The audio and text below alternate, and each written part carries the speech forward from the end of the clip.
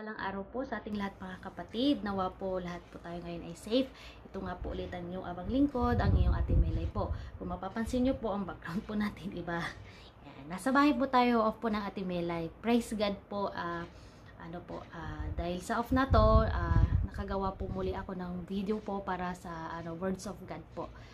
Nawa mga kapatid, masamahan nyo po muli ako mga kapatid na makinig po kayo sa akin. Tayo po'y magnilay-nilay, magmuni-muni sa presensya ng Lord sa kanyang mga salita. And nawa mga kapatid na makapagpabahagi ako sa inyo, and at the same time po nawa din po na mabigyan nyo po ako ng kahit kunti pong minuto po ng iyong araw po para makinig po sa akin. So mag-start po tayo muna mga kapatid na manalangin po. So yes Lord, oh hallelujah, oh hallelujah, oh hallelujah Panginoon. Lord, maraming salamat oh Lord God sa binigay niyong pagkakataon Panginoon upang muli ako ay makapagnilay-nilay, makapagmuni-muni sa iyong mga salita oh Lord God, sa iyong presensya Panginoon, kami makapagbabad oh Lord God, oh hallelujah. Lord, nawa ang iyong mga salita Panginoon ay magsilbing ilaw oh Lord God sa daan patungo sa iyong kaharian oh Lord God, oh hallelujah. Nawa Panginoon na ito po hindi lang po matanim sa pinakamatabang parte po ng aming puso, ganun din po sa aming isip at sa aming buhay o Lord God, upang magningning ang ilaw Panginoon at ang makakita o Lord God ay ilaw mo ang kanilang makita at makita nila na ikaw ang mismo Panginoon ang gumagalaw sa aming mga buhay o Lord. Nawa Panginoon na gawin mong tungtungan o Lord God ang iyong abang lingkod Panginoon upang maging effective po na makipagpartake po o makapagpahagi po ako ng mga salita o Lord God, o hallelujah. Mulit-muli Panginoon, tinataas po namin ang mga dalangin o Lord God in the mighty name of Jesus and the guidance of Holy Spirit. Amen. So, ang pag-aaralan po natin mga kapatid po ngayon is from Book of Luke chapter 14 po. Kung maano po natin dito po sa chapter po na ito, mababasa po natin ang ilang aral po ng ating Lord na naaral po sa pamamagitan po ng talinghaga. So, mag-start po tayo. Ang una po nating chapter na babasahin is Luke 14 verse 3 at saka verse 5 po. So, basahin ko muna sa inyo. Sa verse 3 po, sabi niya, at pagsagot ni Jesus ay nagsalita sa mga tagapagtanggol ng kautusan sa mga Pariseo na sinasabi, matuwid baga o hindi na magpagaling sa Sabat? Sa verse 5 po, at sinabi niya sa kanila, sino kaya sa inyo ang kung magkaroon ng isang asno o isang bakang lalaki na mahulog sa hukay at pagdakay, hindi kukunin kahit araw ng Sabat? Yes, so mga kapatid, tunay nga po na nasusulat po sa ating libro o sa ating Biblia na sa ikapitong araw po ay namahinga po ang ating Lord. At pinag-utos po niya na sa ikapitong araw po is araw po ng pamamahinga at ito po ay tinatawag po natin na Sabbath day. At itong pong Sabbath day po is ginagamit po natin to mostly sa pagsisimba, sa paggawa po ng mga gawain. Ito po yung araw na bumababad po tayo sa presensya po ng ating Lord. So, sabi nga po nila mga kapatid, in every rules there's always an exemption. Yes po, sa rule po ng ating Lord dito sa Sabbath day po na to, mayroon pong exemption. Yun po ay ang paggawa po ng mabuti. Mga kapatid, wala pong araw, wala pong pinipiling araw o minuto o oras o pagkakataon po ang paggawa po ng mabuti. As long as ito po ay ikalulugod po ng, sa kalooban po ng ating Lord na paggawa po ng mabuti. Wala pong kailangan gumawa po tayo, kumbaga gawin po natin yung nakakabuti, gawin po natin ang mabuti kasi ito po ay nakakalugod po sa ating Lord. Yan. Ang susunod naman po na chapter po natin, ay verse po pala, hindi po pala chapter, pasensya na po, medyo nabubulol po ang ating Mela, is from Luke 14 verse 11 po. Basahin ko po muna sa inyo. Sabi niya po dito, sapagkat ang bawat nagmamataas ay mabababa at ang nagpapakababa ay matataas. Napakalinaw po mga kapatid kung ano po yung ibig sabihin niya.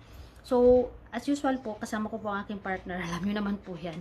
So, basahin ko po muna sa inyo kung ano po yung kumbaga kung ano po yung pinadiscern sa akin ng Lord. Napakalinaw ng verse po na ito mga kapatid, anything that comes up must come down. Sa verse po na ito, naniniwala po talaga ako na lahat po ng nagmamataas ay binababa po ng Panginoon. Madalas kasi sa ating mga tao, mga kapatid, when we are at the highest peak, or kumbaga, blessings come pouring po, we tend to forget. We tend to forget po na where we stand. We tend to forget where we stand. Madalas po na pag tumataas po tayo, pati po yung paa po natin, nakakalimutan po natin itapak sa lupa. Yun po yung madalas na nangyayari. And then, imagine po yung kawayan. Yan. I-example po natin yung kawayan, or maging katulad po tayo ng kawayan na kahit gaano siya katayog, kahit gaano kataas ang kanyang nararating, yumuyuko po siya at the end. Nakayuko po siya. At the same time po, yung roots po niya still nasa lupa po. Yan. And then, mga kapatid, lagi po natin isipin po na anuman ang natatamasa natin sa buhay po natin, manatili po tayo mapagkumbaba. Napakasarap po ng pakiramdam na magpakababa at ang Panginoon ang magtataas sa iyo. Yan. So, wag po sa lahat po ng natatamasa po natin, kung nandun po tayo sa point na kumbaga is tumataas po tayo, or blessings come pouring, ika nga, or wala tayong halos mga problema pong pinagdadaanan, ganun. Nawa mga kapatid na na wag po tayong makalimot kung saan po tayo nagmula, at wag po tayong makalimot na ang itapak po yung paa po natin sa lupa. Dumako naman po tayo sa Luke 14 chapter 14 verse 13 po. Basahin ko po muna sa inyo. So, sabi niya po dito, "Datapat kung maghahanda ka ay anyayahan mo ang mga dukha, ang mga pingkaw, ang mga pilay at ang mga bulag." Kung maalala niyo mga kapatid, halos same po nito yung sa may Mark chapter 5, 3 to 12 po. Verse 3 to 12. Mababasa po natin doon mga kapatid yung mapalad ang mga dukha, ang mga bata at walang kakayanan sapagkat sa kanila kaharian ng Panginoon. Parang ganun po yung ibig sabihin nito. Then, kung tutulong po tayo mga kapatid, wag po tayong pumili. Wag po tayong pumili porkit kasi minsan po hindi ko po nilalahat, may mga tao po o may mga kapatid po tayo na tutulong lang po sa mga tao, kikilalanin lang po yung mga taong ka-level po nila. Yes. Hindi ko po nilalahat, wala din po akong pinapatamaan, pero mostly po kasi ganun po yung nangyayari. May mga kapatid po tayo na kilala lang po tayo pag ka-level nila tayo estado. Pero pag medyo malayo, mababa po tayo, medyo snub na, hindi na po tayo kilala. Ganun po. Alam nyo po, ang pagtulong, ang paggawa po ng mabuti ay wala pong pinipili. Wala pong pinipiling estado, wala din pong pinipili kung ano po ang meron doon sa taong yun. As long as tutulong ka. Yun po. At ang pagtulong po actually is wala po tayo dapat hinihinging kapalit. And then, kasi mostly po, parang example na lang po na ganito mga kapatid. May mga tao po kasi na pag ka-level mo sila, tinulungan mo sila, and then dumating yung time po na bumaba ka, hindi ka na po nila kilala. Hindi ka nila po malingon. Kumbaga ganun po. And then, minsan po, mas madalas po, mas okay po ang tumulong po sa mga mabababa, sa mga dukha.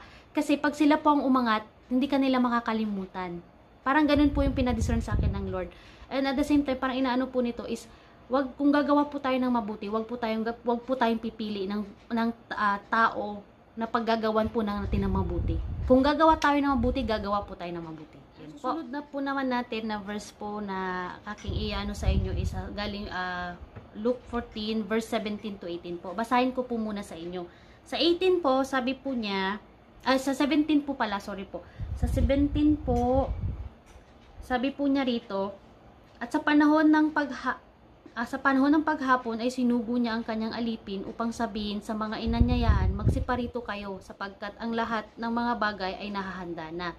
Sa 18 po, at silang lahat na parang iisa ay nangagpasimulang nangagdahilan sa kanya ay sinabi ng una, bumili ako ng isang bukid at kailangan ko umalis at tignan, ipinamamanhik ko sa iyo na pagpaumanhin mo ako. So, yun po yung sa 18, 17 tsaka sa 18 po. So, ang naano ko kasi dito mga kapatid is, sample po nito is backsliding. Yes. Alam nyo po yung pag naglilingkod na po tayo kasi sa Panginoon, minsan pag dumadanas po tayo ng maraming problema o marami pong pagsubok sa buhay, inuulan po tayo ng mga pagsubok. Minsan po na isi-set aside po natin si Lord. Nasi-set aside po natin siya. Kahit po ako minsan po, not totally minsan, pero aminado po ako madalas. Ganyan po. Especially po ako, problema din, madami kung problema lang po, marami pong problema ang Ate Melay. Kung nakikita nyo lang po na ako na parang wala pong problema, actually po, problemado po ako. Yan po, wala pong tao na walang problema. Lahat po ng tao ay may problema. Dito po, pinadiscern po sa akin ng Panginoon. Ang pinabatid sa akin ng Panginoon dito is about us. Tayo po na mga tagalingkod niya. Example po nito ay backsliding po. Isa po sa natutunan ko mga kapatid, sa pagiging isang lingkod ng Panginoon, na kahit anong sitwasyon o problema ang kinakaharap po natin, wag po nating isang tabi ang covenant po natin. Yan, wag po nating isang tabi yung pong pangako, kumbaga is naipangako na natin sa Lord. Kumbaga yung covenant po natin sa Kanya. Wag po natin yung isang tabi. Alam po ng ating Panginoon ang pinagdadaanan natin, and this is the moment po na dapat po lalo nating pag-igtingin ng paglilingkod. Mga kapatid, whatever happens po, inuulan man tayo ng problema, inuulan po man tayo ng pagsubok, nawa na let's give still time po para sa Lord. Huwag po natin isang tabi ang Panginoon, dahil kahit minsan po hindi niya po tayo sinantabi. Dito din po natin mapapatunayan po sa ating Panginoon na despite all the storm, we still stand for Him. Problems come and go. Lumilipas po yan, kahit lahat man ay tatalikuran ka at mawala lahat. Ang Panginoon lang po natin ang tanging mananatili po sa atin, sapagkat siya po ang Diyos na for He is the God of promises po. He is the God of promises, the only God po that keep His promises. Yan po. Yan, sa verse 27 naman po tayo, basahin ko po sa inyo. Sabi niya po dito, sino mang hindi nagdadala ng kanyang sariling krus at sumunod sa akin ay hindi maaaring alagad ko. Yes. So, explanation ko po dito mga kapatid, hindi po ganun kadali po ang pagiging isang lingkod po ng Lord. Alam nyo po, yung to the point po na nagpapakalalim po kayo, dan din po kayo inuulan ng problema. Sa akin na lang po na experience po mga kapatid. Kung kailan po ako nagpapakalalim po sa Lord, kung kailan ko po tinutuon yung sarili ko na maglingkod sa Kanya, na maging isang tagapaglingkod niya, yun din po yung time na inuulan po kami ng problema. Umuulan po talaga ng problema na umaano po ako na minsan hindi na po kaya. Kumbaga gusto ko po naman mag-give up. Pero alam niyo po ba na hindi po yan dahil kagagawan po yan ng ating Panginoon, hindi po. Kagagawan po yan ng kalaban po. Kasi ayaw po ng kalaban mga kapatid na maglingkod tayo sa Lord, na makapiling po natin sa kaharian niya ang ating Panginoon. Pilit niya po tayong aagawin. Bibigyan po niya tayong disappointments, problema na halos hindi ka na makahinga, na pakiramdam mo, parang buhat mo po yung mundo. Ganon po. Kasi ayaw po niya na, kumbaga, pipilitin niya po na agawin po yung attention natin. Pipilitin niya na ma-discourage po tayo hanggang sa makalimutan po natin yung faith natin. Mga kapatid, lagi po nating isipin na sa lahat po ng problemang yan, kasama po natin ang Panginoon. Hindi po niya tayo iiwan. Tsaka mga kapatid, na binigyan po tayo ng payong po ng ating Panginoon. Ang payong na po yan is ang kanyang mga salita. Ang kanya pong mga salita at ang faith po natin. Hanggat nakikita po ng Panginoon na kumakapit po tayo sa Kanya, na lalo po natin pinaglalalim yung ating faith sa Kanya, hindi niya po tayo iiwan. Sa lahat po ng pagdadaanan po natin, aakayin po niya tayo. Yan po. Yan. Ito naman po is Luke 14 verse 31 po. Basahin ko po muna sa inyo. Sabi po niya dito, o aling hari na kung sasalubong sa pakikidigma sa ibang hari ay hindi mo nauupo at sasangguni kung makaharap siya na may 10,000, sa dumarating na laban sa kanya ay may 20,000. Example na lang po nito mga kapatid is, if meron po tayong isang bagay o isang suliranin na pagdidesisyonan, or mayroon po tayong pinakamalaking desisyon na gagawin. Alam niyo mga kapatid, wala pong masama kung itataas po natin sa Panginoon po yung bawat desisyon po na gagawin po natin sa ating buhay. Sapagkat sa bawat desisyon po, alam po natin na pag ang Lord po ang kumilos dyan at itinaas po natin ang bawat desisyon na yan, alam po natin na wala pong pagkakamali. Ang Panginoon po natin ay perfect. Ang nag-iisang perfect lang po. Pag ang bawat desisyon po na ibibigay, itataas po natin sa Kanya, alam po natin na kumbaga, iskalalabasan po niya is worth it po. Worth it po, at the same time, isipin po natin mga kapatid na priority po ng ating Lord ang kasiyahan po natin. Priority po ng Lord ang ating happiness. Sabi nga po niya noon, di ba, na lahat ng desisyon na gagawin po natin, or hihilingin po natin is ibibigay niya, kasi isa sa mga priority po niya ang kasiyahan po natin. Yan. Sunod po natin is ang Luke 14 verse 34 po. 34. So, basahin po natin sa inyo. Basahin ko po pala. So, mabuti nga ang asin, datapwat kung ang asin ay tumabang, ay ano ang ipang-aalat. Yan. Ang pinadiscern po sa akin ng Lord dito is, ito po. Basahin ko po muna sa inyo. Pag-itingin po natin lalo ang ating faith sa Kanya. Kahit gaano tayo ka-busy, ka-problemado, i-prioritize po natin ang mag-aral ng Kanyang mga salita. Magpakalalim po tayo sa presensya niya upang maging effective po tayo na magpartake at magbahagi ng mga magandang balita at magpakilala po ng Kanyang mataas na pangalan. Ito po ay ibig sabihin ng pagiging asin. Ang asin po, pag nawalan po ng alat, wala na itong silbi. Kumbaga, ang asin, pag wala ng alat, ano pang gagawin mo sa asin? Di ba tatapon na po natin? It means, pareho na siya ng basura. And then, same po sa faith natin. Kung hindi po na-exercise, hindi po natin na-exercise yung faith po natin, wala po tayo. Kumbaga is, walang ano po, kumbaga isa po tayong parang itlog na walang laman sa loob. Ganun po. Pag hindi para stagnant faith, yung faith mo hanggang dyan lang, o hindi mo siya ine-exercise, hindi mo siya lalong pinagyayabong, pinagyayaman, or pinag-aaralan, or hindi ka nag-acquire mo ng hindi ka nagpapakalalim, mga ganun po. Same lang po yun sa pagiging asin. Ang asin po is, i-ano po natin sa faith po natin. Ang asin, pag wala na pong lasa, tinatapon po. Yan po. Yan, maraming salamat mga kapatid sa pagsama po sa akin. Nawa po na nakapag-partake po ako, nakapagbahagi po ako ng magandang salita ng Panginoon sa inyo, na nawa na lahat po ng nakinig po nito ay naintindihan po at naisa puso po. So, ngayon pasamahan niyo po ako manalangin po muli ng pasasalamat. So, yes Lord, oh hallelujah, oh hallelujah, oh hallelujah Lord God. Maraming salamat Panginoon sa binigay niyo muli pagkakataon, oh Lord God, sa iyong mga salita, oh Lord God, oh hallelujah, oh hallelujah, oh Lord God. Hinihiling ko Panginoon na nawa bawat nakapakinig Panginoon ay tumanim po ito sa kanilang puso at isip, oh Lord God.